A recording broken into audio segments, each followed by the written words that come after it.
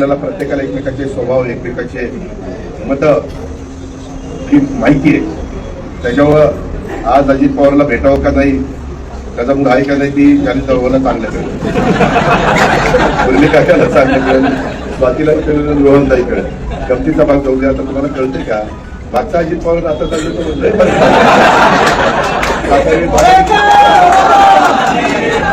त्याच्यामध्ये आता काळानुसार जसं वय वाढतं तसं आपल्याला बदलावं लागतं. त्याच्यामध्ये मॅच्युरिटी येते. आता पूर्वी कसं आपण काही केलं तर आपल्यावर पांघरून घालायला साहेब असायचे, आता आपल्यालाच पांघरून घालायचं. त्याच्यामुळं बाबांना गमतीचा भाग तुम्ही खरंच घ्या.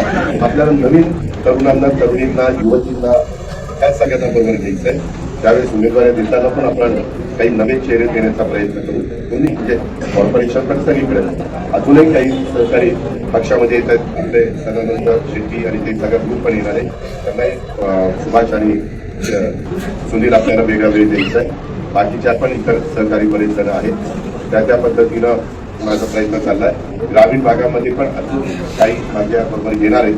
माझ्या त्यांच्याबरोबर मीटिंग वगैरे झालेल्या आहे आणि त्या पद्धतीनं आपण करू.